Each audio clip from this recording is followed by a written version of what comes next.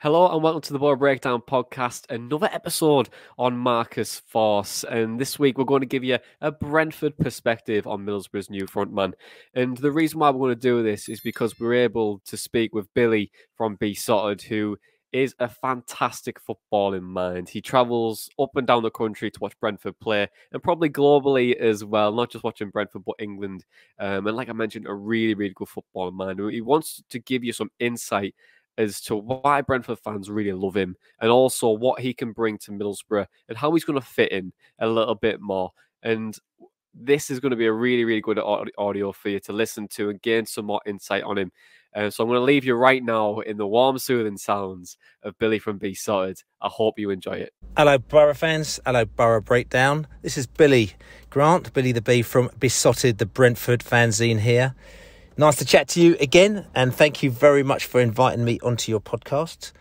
It's been a few days, actually, since you actually signed our star striker, Marcus Forss, and I thought I'd actually just take a little step back and let him play for you, first of all, and then I'll give you a little bit of my own feedback on Marcus Forss, because even though he came on for you as a sub at the weekend, again, you probably don't know that much about Marcus Forss. Now, Marcus Forss, what I will say to you is that if you check any Brentford forum, you check Beesotted the podcast, you check anything Brentford eyes as it is, and there's nothing but love for Marcus Forss.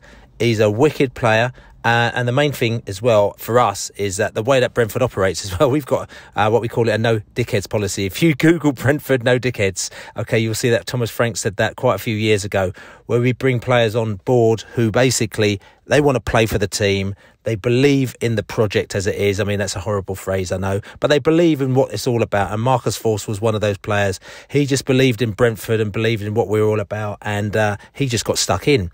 He came up from our B team, which some people may or may not know about. The B team is a system that we set up a few years back, quite a few years back, maybe about 4 or 5 years back now, because we had an academy and people kept on nicking our academy players just when they got to the stage of actually being quite good and they could have signed on the dotted line. And our owner, Matthew Benham, got really peed off because we were spending about 2 or 3 million a year on the academy, and all our best players were being nabbed by Man City and Man United. So he set up this B team, which basically meant that you can only sign players from the age of, I think it is 17, and they had to sign pro contracts such. But what we did is that we nabbed players who were actually being discarded by academies around Europe and also around the UK, and also just basically sort of just prospects from teams.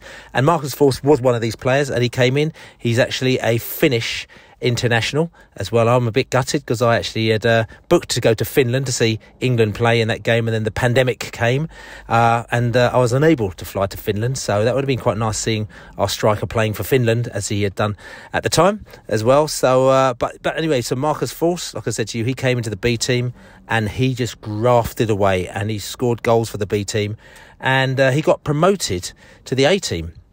And there was one stage where Marcus Forss, there was very, very high hopes for him. And I'm not saying he's a bad player, but very, very high hopes for him. I remember at the time when Ollie Watkins was in the side, and we had Ollie Watkins, Ben Rama, and Mbumo, the BMW and that. And we were looking about who was going to be our next striker coming through. And I remember speaking to our director of football, Phil Giles, and I said to him, what's going on with Marcus Forss? And he said, Marcus Forss is the best finisher in the club, bar none. He says he is unbelievable. So I think from that, they saw a light at the end of the tunnel as to where they're going to play him. So he is a fantastic finisher. He's the one that, if you have to put the ball in the box, he can put the ball in the back of the net. I think what's happened is that as time has gone on, it's almost like Brentford's success has played against Marcus Forss, because if we were in the Championship, I'm sure that he would have played and he would have grown with us. But as we've gone up to another level and we've stayed in the Premier League, it's a case of like, where does Marcus Forss play? What does he do? And I think probably the downside with Marcus is that his Brentford wants an all-round game player as well. People that could do things more than put the ball into the back of the net. And I think Marcus's all-round game is probably not quite the same as other players who we may have at the side, like Ivan Toney, or other players that we may be looking to bring in. And also I think with Marcus as well, like I said, it's a case of, we've tried to play him up front, on his own at times, but he's not necessarily that type of player. He likes to play up front with somebody as well. I think he's most effective that way. We've tried putting him out in the wing. We've tried putting him, number 10. We've put him up on his own. There's all sorts of different ways we've tried playing him. But, and listen, he's worked. He's scored goals for us. If you look at his goal scoring record, he's scored goals for us. And I think that he will always be remembered for the goal that he scored against Bournemouth in the playoff semi-finals. We were 1-0 down from the first leg at Bournemouth, and we went 2-0 down on aggregate because they scored a goal very early on because we did something really stupid by having 11 players or 10 players all the way up in their area, and then they broke and they scored, and there was no one there to defend, and they scored. They were 2-0 up, and we thought it's all over for us in the playoffs. And then we came back, got a penalty. Then we got Janelt scored a fantastic goal. You should check that out. But after that, Marcus scored a goal that he scored, which basically sealed that match for us. A proper rocket, and it was right in front of me, and I had just first game back pretty much at the stadium, as in they were letting fans back just after the pandemic. We only had 4,000 fans allowed in the stadium. There's 4,000 of us, sounded like about 40,000, and Marcus Forss scored that goal right in front of our end in the West Stand, and the place went off, I can tell you, and we'll always love him for that goal. If you check him out, Family Force, like his mum, his whole family, they're always there to support him. He's just such a lovely bloke. He's a really, really nice guy. I can't say anything better about him.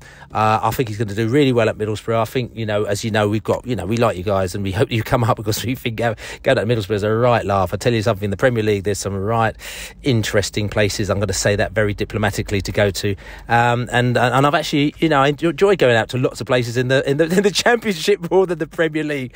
I'll be honest with you, and Middlesbrough is one of those places. So I hope that Marcus Forss fires you to glory this season, as he should do. But you need to make sure he gets the service that he needs and let him play his game. So you should do that. You've got a good manager, you've got a good setup up there, and like I said to you, Marcus, do his thing. So anyway, I've rattled on enough.